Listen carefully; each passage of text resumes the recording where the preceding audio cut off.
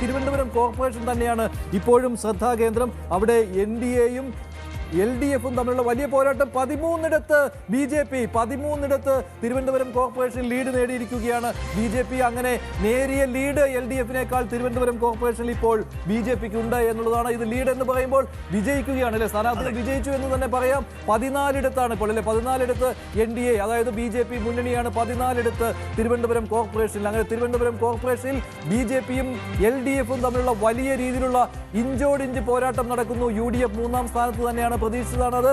UDFന് പരമാവധി 20 സീറ്റുകൾ കിട്ടുമെന്ന് അവർ പ്രതീക്ഷിക്കുന്നു. അതേസമയം കഴിഞ്ഞ തവണ 10 ആയിരുന്നു. NDA 13, LDF 11 എന്നുള്ളതാണ് തിരുവനന്തപുരത്ത്. തൃശ്ശൂരിലും ഇപ്പോൾ മത്സരം UDFും NDAയും തമ്മിലായിട്ടുണ്ട് എന്നാണ് തോന്നുന്നത് അല്ലെ. കൊച്ചിയിൽ BJP മുന്നണിക്ക് 3 സീറ്റ്, തൃശ്ശൂരിൽ UDFും NDAയും തമ്മിലാണ്, BJP മുന്നണിയും തമ്മിലാണ് ഇപ്പോഴത്തെ മത്സരം നടക്കുന്നത്. തൃശ്ശൂരിൽ BJP UDF മത്സരം, അതേസമയം തിരുവനന്തപുരത്ത് LDFും BJPയും തമ്മിലുള്ള മത്സരമാണ്. അതാണ് ചിത്രമുണ്ടാവുന്നത്. എന്തായാലും തിരുവനന്തപുരം കോർപ്പറേഷനിൽ ഇഞ്ചോടിഞ്ചാണ്. നമ്മൾ പ്രതീക്ഷിച്ച മത്സര ചിത്രത്തിലേക്ക് ഇഞ്ചോടിഞ്ച് എല്ലാ അർത്ഥത്തിലുമുള്ള ഫോട്ടോ ഫിനിഷ് അവിടെ ഉണ്ടാവാം. ഏറ്റവും ഒടുവിൽ വരെ നമുക്ക് ആര് പിടിക്കും കോർപ്പറേഷൻ എന്ന് കാത്തിരിക്കേണ്ടി വരുമെന്നതാണ് സാഹചര്യം. തിരുവനന്തപുരം കോർപ്പറേഷൻ NDAയുടെ മുന്നേറ്റം അത് വളരെ പ്രകടമാണ് ഇപ്പോൾ അവിടെ സംഭവിക്കുന്നത്. NDA നഗര ഹൃദയങ്ങളിലേക്ക് വരുമ്പോൾ കൂടുതൽ ഇടങ്ങളിലേക്ക് NDA സ്ഥാനാർത്ഥികൾ വിജയിച്ചു വരുന്നു എന്നാണ് ചിത്രം. ഇടതുമുന്നണി 2ാം സ്ഥാനത്ത് തന്നെയാണ്. UDF എത്ര കണ്ട് മുന്നേറിയെന്നത് പരിശോധിക്കണം. ഒപ്പം കണ്ണൂർ കോർപ്പറേഷനിൽ ഇഞ്ചോടിഞ്ച് LDFും UDFും ഇഞ്ചോടിഞ്ച് പോരാട്ടം 12-12 എന്നാണ് ചിത്രം. കോർപ്പറേഷനുകളുടെ നിലവിലുള്ള സ്ഥിതി ഇടതുമുന്നണി 3, ഒപ്പം UDFും 3. ഇതാണ് സാഹചര്യം. ഒപ്പം തിരുവനന്തപുരം കോർപ്പറേഷനിൽ 16 ഇടത്താണിപ്പോൾ NDAയുടെ ലീഡ് ഉണ്ടാവുന്നത്. വലിയ മജോറിറ്റിയാണ് നിലനിർത്തിപ്പോകുന്നത് NDA.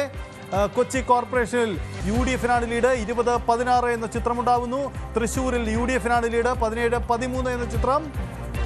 കോഴിക്കോട് LDFിനാണ് ലീഡ്, 19-7. അവിടെ LDF മാത്രമെന്നാണ് ചിത്രം. കണ്ണൂരിലും ഇഞ്ചോടിഞ്ച് പോരാട്ടം 12-13 എന്ന ചിത്രമുണ്ടാവുന്നു. തിരുവനന്തപുരത്ത് ഇപ്പോഴും ലീഡ് NDAക്ക് തന്നെയാണ്. ഏറ്റവും പുതിയ അപ്ഡേറ്റ് അനുസരിച്ചും 13 സീറ്റുകളിൽ NDAയുടെ മുന്നേറ്റമാണ് തിരുവനന്തപുരം കോർപ്പറേഷനിൽ കാണുന്നത്. ഇത് വോട്ടെണ്ണൽ കേന്ദ്രത്തിൽ നിന്നുള്ള വിവരമാണ്. ഇലക്ഷൻ കമ്മീഷന്റെ സൈറ്റിൽ 8 വരെ അപ്ഡേറ്റ് ആയിട്ടുള്ളൂ. പക്ഷേ ഇപ്പോൾ 13ഇടത്ത് BJP മുന്നിട്ട് നിൽക്കുകയാണ്. തിരുവനന്തപുരം കോർപ്പറേഷനിൽ തൊട്ട് പിന്നാലെ തന്നെ LDFും ഉണ്ട്, 11 ഇല്ലേ. തൃശ്ശൂരിൽ ഇപ്പോൾ ലീഡ് BJP അല്ല UDFിനാണ് അല്ലെ. UDFിന് ലീഡ്.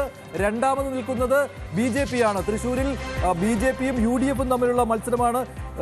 കൊച്ചി കോർപ്പറേഷനിൽ LDF UDF മത്സരത്തിൽ UDFിന്റെ ലീഡാണ് കാണുന്നത്. പക്ഷേ തിരുവനന്തപുരം കോർപ്പറേഷനിൽ ഇപ്പോഴും BJPയുടെ ലീഡ് കാണുന്നു. തിരുവനന്തപുരം മറിയുമോ ഇത്തവണ? അതാണ് ഏറ്റവും പ്രധാനപ്പെട്ട ചോദ്യം. 16 തിരുവനന്തപുരത്ത് 16-12 എന്നായിരിക്കുകയാണ്. കൊല്ലത്ത് ഒരു സംശയവുമില്ല, LDF തന്നെ അധികാരത്തിൽ തുടരുമെന്നുള്ളത്. കൊച്ചിയിൽ പക്ഷേ അധികാര മാറ്റത്തിന്റെ വ്യക്തമായ സൂചന വരുന്നു. UDF 20 ഉയർന്നിരിക്കുന്നു. തൃശ്ശൂരിലും ഏതാണ്ട് അധികാര മാറ്റത്തിലേക്ക് വരുന്നു. അവിടെ UDFിന്റെ മുന്നേറ്റം. കോഴിക്കോട് സംശയമില്ല, LDF തന്നെയാണ്. കഴിഞ്ഞ തവണത്തെ പോലെ തന്നെ കണ്ണൂരിൽ UDF ആണ് അല്ലേ. 13-12. കണ്ണൂരിൽ ഇഞ്ചോടിഞ്ച് പോരാട്ടം പ്രതീക്ഷിക്കുന്നു. 13-12 എന്നുള്ളതാണ്. ശ്രദ്ധ മുഴുവനും പോകുന്നത് തിരുവനന്തപുരത്തേക്ക് തന്നെയാണ്. തിരുവനന്തപുരത്ത് ഇപ്പോഴും BJPയുടെ മുന്നേറ്റം 16-12. യെസ്, അതാണ് ചിത്രമുണ്ടാവുന്നത്. ഇതുവരെയുള്ള തെരഞ്ഞെടുപ്പ് ചിത്രത്തിൽ സംഭവിച്ചിരിക്കുന്നത് ഇങ്ങനെയാണ്. കൊല്ലം, കോഴിക്കോട് ജില്ലകളിൽ കൃത്യമായ ഒരു ഇടതു മുന്നേറ്റം കാണാനുണ്ട്.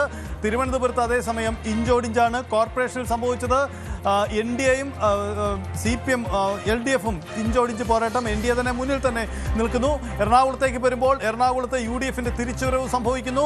അതേസമയം തൃശ്ശൂരിലും കോർപ്പറേഷനിലും സംഭവിക്കുന്ന UDFിന്റെ തിരിച്ചുവരവ് തന്നെയാണ്. മലപ്പുറത്ത് UDF അവരുടെ ആധിപത്യത്തിൽ കടുത്ത വെല്ലുവിളി നേരിടുന്നില്ല എന്നാണ് ചിത്രം.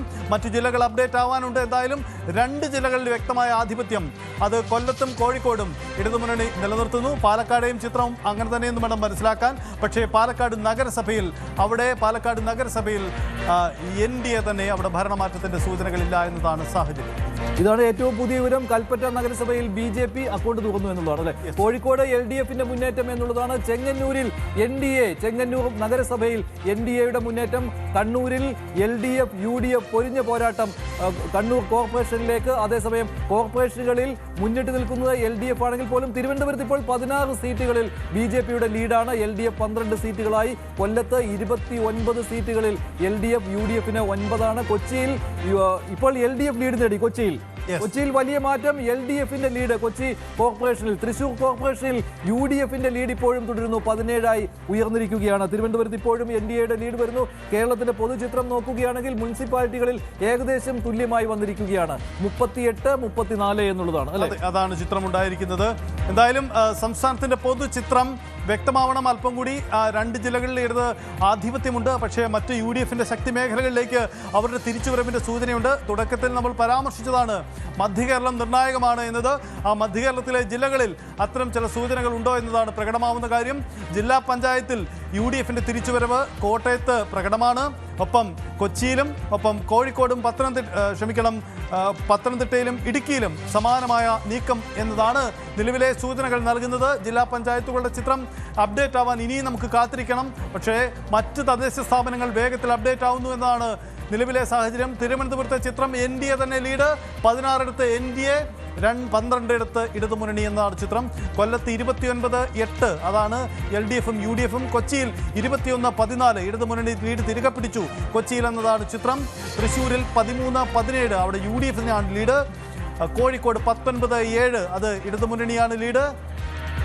കണ്ണൂർ പത്തനംതിട്ടയിൽ പൊതുചിത്രം നോക്കുകയാണെങ്കിൽ UDFന്റെ മുന്നേറ്റമാണ്. അത് ജില്ലാ പഞ്ചായത്തിൽ മാത്രമല്ല ഗ്രാമപഞ്ചായത്തുകളിലും UDFന്റെ മുന്നേറ്റം എന്നുള്ളത് മാറുന്ന ഒരു രാഷ്ട്രീയ ചിത്രം കൂടിയായി മാറുകയാണ്. പത്തനംതിട്ടയിൽ ഗ്രാമപഞ്ചായത്തുകളിൽ UDFന്റെ മുന്നേറ്റം, ബ്ലോക്ക് പഞ്ചായത്തുകളിലും പൊതുവെ LDF മുന്നേറുന്ന ബ്ലോക്ക് പഞ്ചായത്തുകളിലും UDFന്റെ മുന്നേറ്റം, നഗരസഭകളിൽ ഒപ്പത്തിനൊപ്പം എന്നുള്ളതാണ്. പത്തനംതിട്ട അതൊരു പ്രധാനപ്പെട്ട കാര്യമാണ്. കാരണം നിയമസഭാ തെരഞ്ഞെടുപ്പിൽ UDF വൻ വീഴ്ച ഏറ്റുവാങ്ങിയ ഒരു സ്ഥലമാണ് പത്തനംതിട്ട ജില്ല. അവിടെയാണ് പത്തനംതിട്ടയിൽ ഒരു തിരിച്ചുവരവ് UDFന് സാധ്യമായിരിക്കുന്നു എന്നുള്ളതാണ് ഇപ്പോഴത്തെ ഒരു ട്രെൻഡ്. തൃശ്ശൂരിൽ കോർപ്പറേഷൻ സീറ്റ് ആകെ 56 സീറ്റുകളിൽ UDF 8 സീറ്റ്, NDA 2, LDF 3 ഇത് വിജയിച്ച സീറ്റുകളാണ്. അതേസമയം ലീഡ് ചെയ്യുന്ന സീറ്റുകളുടെ കാര്യത്തിൽ വ്യത്യാസം ഇക്കാര്യത്തിലുണ്ട്. ജില്ലാ പഞ്ചായത്തിൽ ഇപ്പോൾ LDFന്റെ നേരിയ ഒരു മുന്നേറ്റം കാണുന്നു.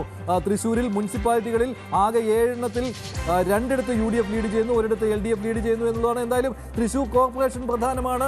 അവിടെ ഇപ്പോൾ ലീഡ് UDFന് തന്നെയാണ്. ഇഞ്ചോടിഞ്ച് പോരാട്ടം എന്ന് പറയാം 3 പേരും ഇല്ലേ? അതെ, തൃശ്ശൂരിൽ BJPയും UDFും LDFും ഇഞ്ചോടിഞ്ച് പോരാട്ടത്തിൽ തന്നെയാണ്. യെസ്, കൽപ്പറ്റയിൽ NDA ഒരു സീറ്റ് പിടിച്ചു. അത് MV ശ്രേയംസ് കുമാറിന്റെ സിറ്റിംഗ് അദ്ദേഹത്തിന്റെ സീറ്റാണ്. അദ്ദേഹത്തിന്റെ ലീഡ് ഇരിക്കുന്ന സീറ്റാണ് ഇപ്പോൾ NDA പിടിച്ചതെന്ന് വിവരം കൂടി വരുന്നുണ്ട്. പുളിയാർമല സീറ്റ് ഇടതുമുന്നണിയുടെ സിറ്റിംഗ് സീറ്റായിരുന്നു.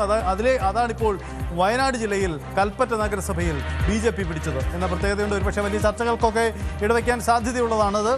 മാവേലിക്കര മുനിസിപ്പാലിറ്റിയിൽ UDF ലീഡ് ചെയ്യുന്നു എന്നുള്ളതാണ് ഏറ്റവും ഒടുവിലത്തെ വിവരം. മലപ്പുറം ജില്ലയിൽ 19 പഞ്ചായത്തുകളിൽ UDFന്റെ ലീഡ് അതേ രീതിയിൽ തന്നെ മുന്നോട്ട് പോകുന്നുണ്ട്. കോഴിക്കോട് കോർപ്പറേഷനിൽ ഒരു സംശയമില്ല, കോഴിക്കോട് കോർപ്പറേഷൻ LDF നിലനിർത്താൻ പോവുകയാണ്. വലിയ മുന്നേറ്റം കോഴിക്കോട് കോർപ്പറേഷനിൽ ഇത്തവണയും UDFനുണ്ട്. തിരുവനന്തപുരത്തെ